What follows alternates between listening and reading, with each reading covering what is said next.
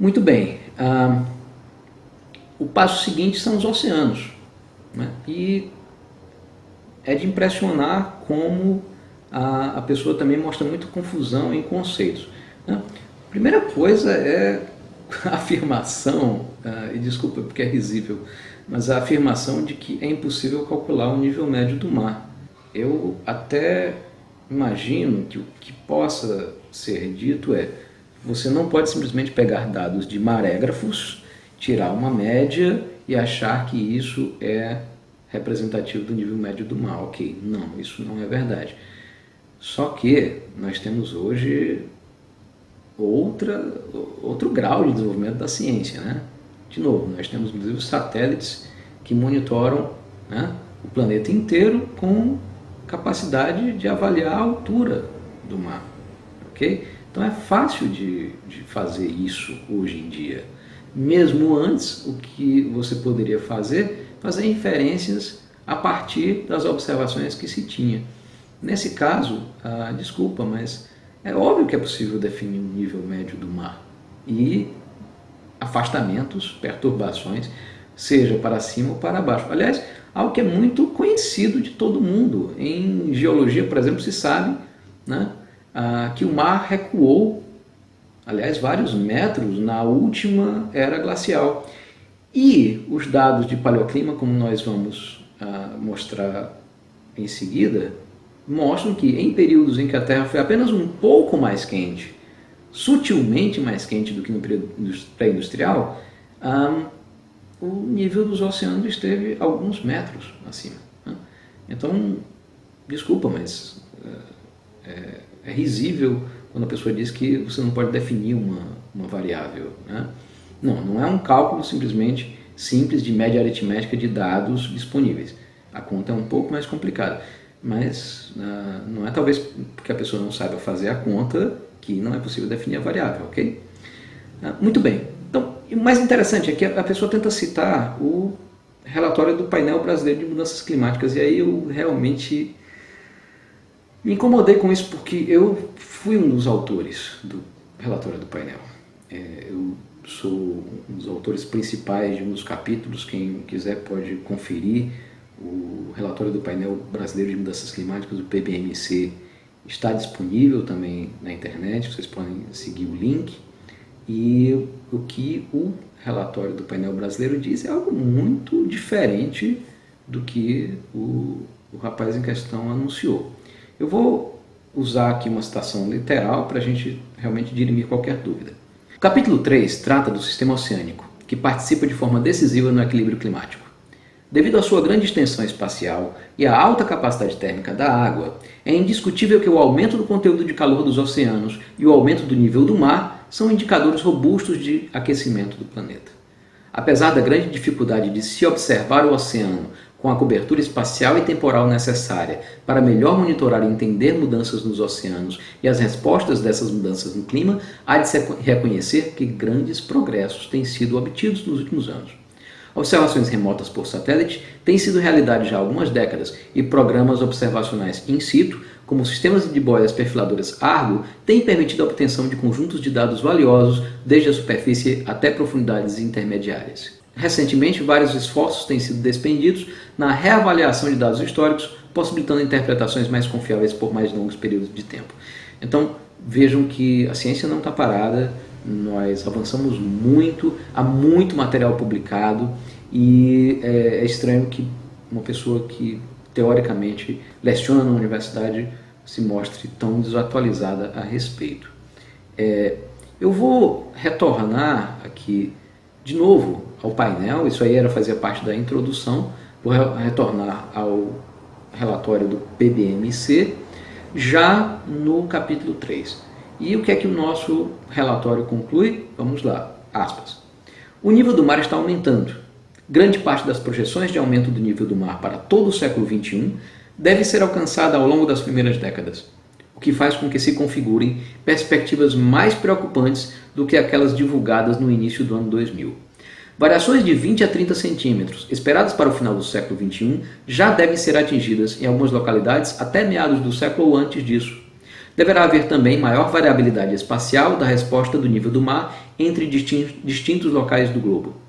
Na costa do Brasil, são poucos os estudos realizados com base em observações in situ. Taxas de aumento do nível do mar na costa sul-sudeste já vêm sendo reportadas pela comunidade científica brasileira desde o final dos anos 80 e início dos anos 90, e aí vem um monte de referências. Mesquita et al. 86, 95, 96, Silva e Neves 91 e segue. Bom, e quando nós avançamos no texto do PBMC, nós encontramos na seção 3.7 o item alterações no nível do mar e na frequência de extremos na maré meteorológica. Sim, porque é óbvio, existe a maré. Por conta do efeito de maré, o mar sobe e desce. Você tem essa variação de alta frequência. Mas essa variação se dá em torno de um determinado nível. Obviamente, se o nível médio do mar sobe, a maré alta vai passar a acontecer acima desse novo patamar. Então veja que isso sim traz problemas, ameaças reais para a ocupação da zona costeira, para as megacidades que têm boa parte da sua área localizada na zona costeira de baixa altitude, para comunidades litorâneas. Outros efeitos, como a intrusão salina, pode comprometer o abastecimento de comunidades e até cidades que dependem de água subterrânea no litoral para o seu consumo. Obviamente existe todo um processo também de risco em relação à rede de esgoto, ou seja, a elevação do nível do mar pode ser algo bastante complicado.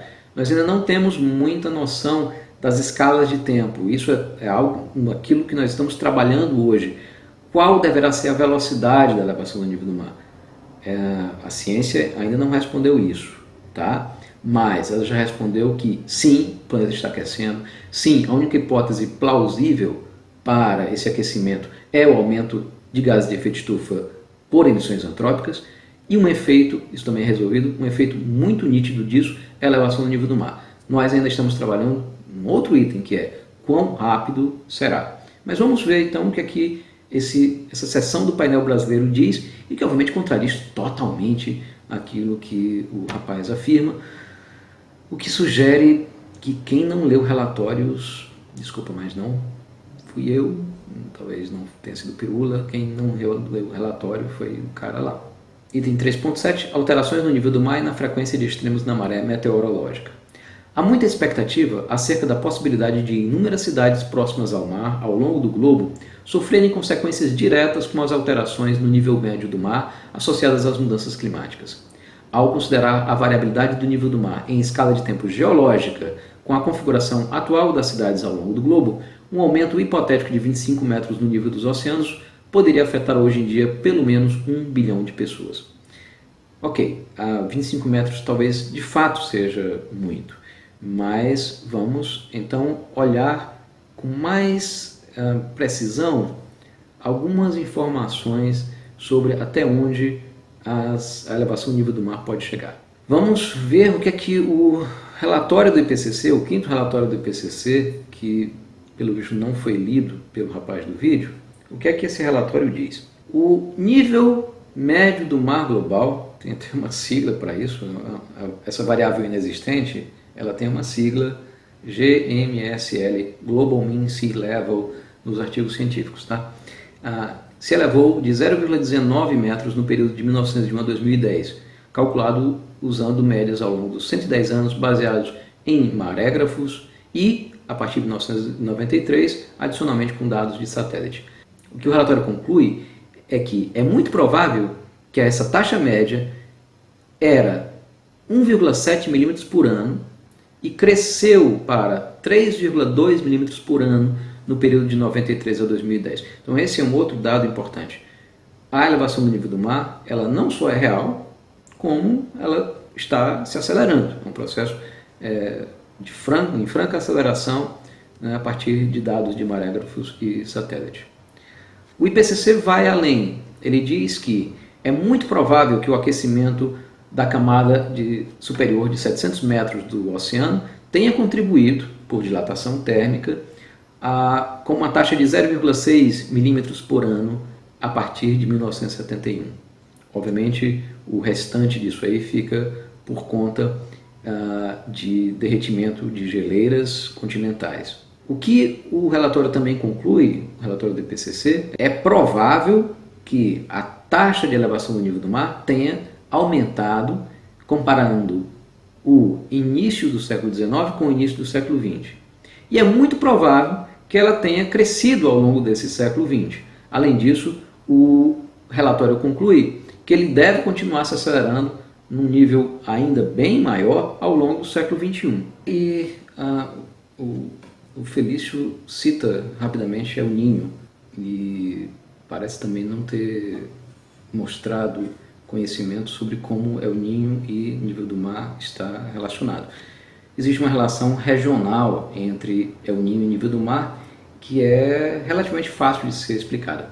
Durante um evento de El Niño, os ventos alísios que sopram ao longo da bacia do Pacífico, de leste para oeste, eles enfraquecem.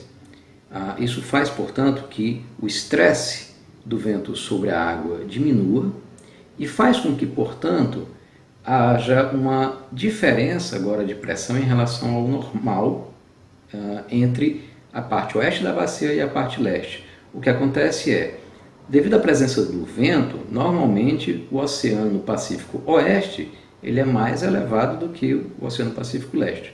O que é que acontece quando você tem um El Niño? Você tem um efeito de gangorra, né?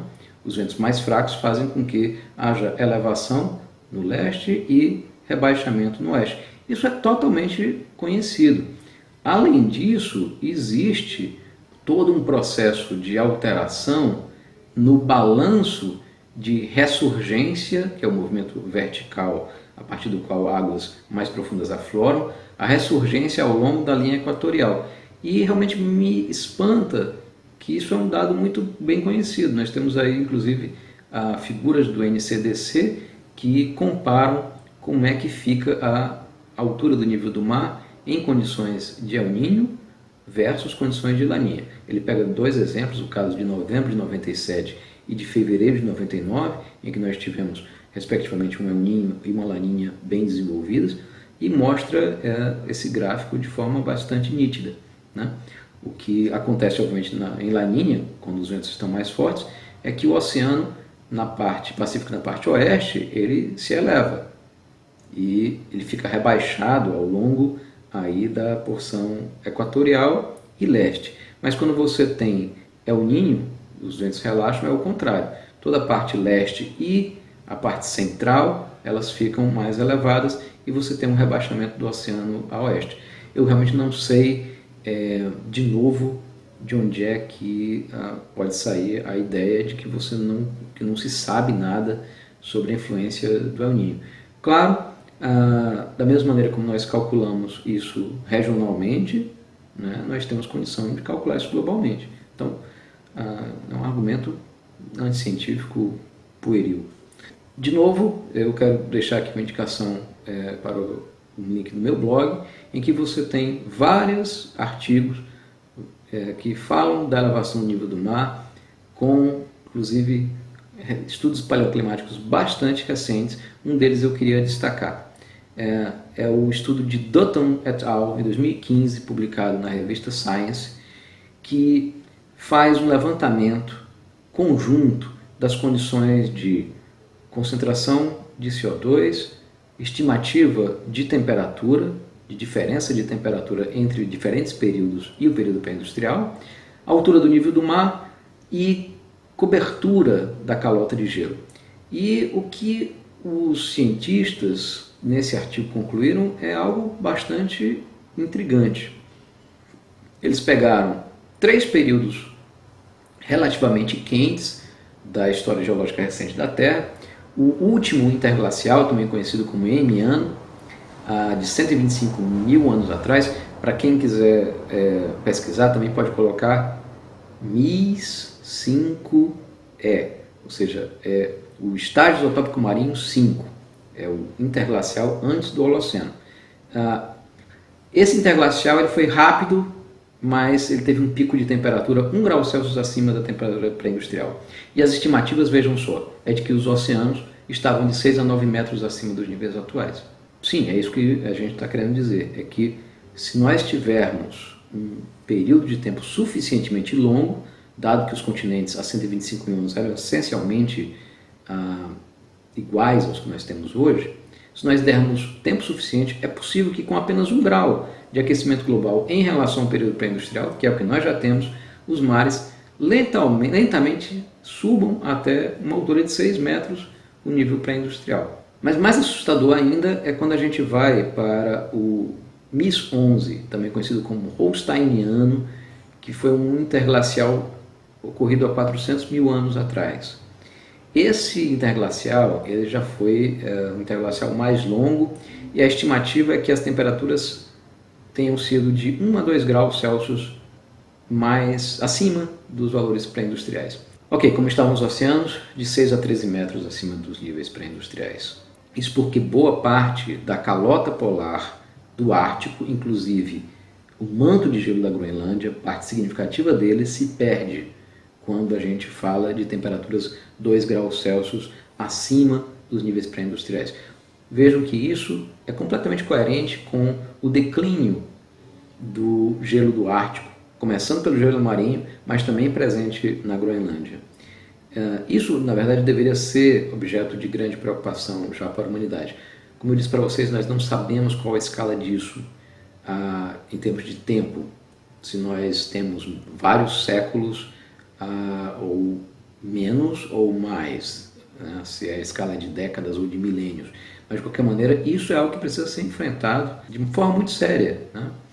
A última comparação desse artigo é com o nível médio do mar e as condições de temperatura do Plioceno, dados de 3 milhões de anos atrás, que é quando a gente, na realidade, consegue, pegando o registro histórico, o registro paleoclimático, voltar a concentrações de CO2 da ordem de 400 partes por milhão em volume na atmosfera. Esse valor, que foi pela primeira vez ultrapassado em maio de 2013, esse valor ele é inédito em 3 milhões de anos. E como era o planeta Terra há 3 milhões de anos? Bom, aí a informação que nós temos, a melhor informação paleoclimática que nós temos é que provavelmente era um planeta no mínimo 2, mas mais provavelmente 3 graus Celsius mais quente do que o período pré-industrial. Não havia calota polar permanente no Ártico. E, vejam só, no mínimo os oceanos eram 6 metros acima, mas a estimativa, o limite superior é incerto, podendo, né, nessa estimativa, ir para coisas como 40 metros. Óbvio, essa aí já é uma estimativa muito acima talvez, mas aqueles 25 metros que foram mencionados no relatório do painel estariam, na realidade, numa faixa intermediária aí dessa estimativa. E vejam só, nós estamos recriando o clima do Plioceno a partir da recriação das condições físico-químicas da atmosfera terrestre daquele período, né? Então, resumindo, os indicadores paleoclimáticos são muito sérios nesse sentido, nós não podemos desprezar essas evidências científicas. Para se ter uma ideia, nós temos 154 milhões de pessoas morando em Bangladesh, que é um país que está quase todo ele localizado a apenas 10 metros do nível do mar. Vejam o tamanho do problema que isso gera, né? Se nós queremos falar de um mundo, né, para os nossos filhos e netos, né, e é por isso que eu realmente lamento que parte da juventude se deixe seduzir por esse tipo de discurso anti-ciência, né, porque é ela que vai arcar com um ônus maior. Se nós queremos um mundo mais justo, melhor preparado para enfrentar as dificuldades, que não tenha ondas de migração, violência, disputa por território, a gente deveria olhar muito de perto, com muito carinho, com muita seriedade para as mudanças climáticas. E aí realmente eu preciso dizer, né, negar as mudanças climáticas não é coisa de gente séria, né? Negacionismo realmente é algo muito danoso, muito prejudicial.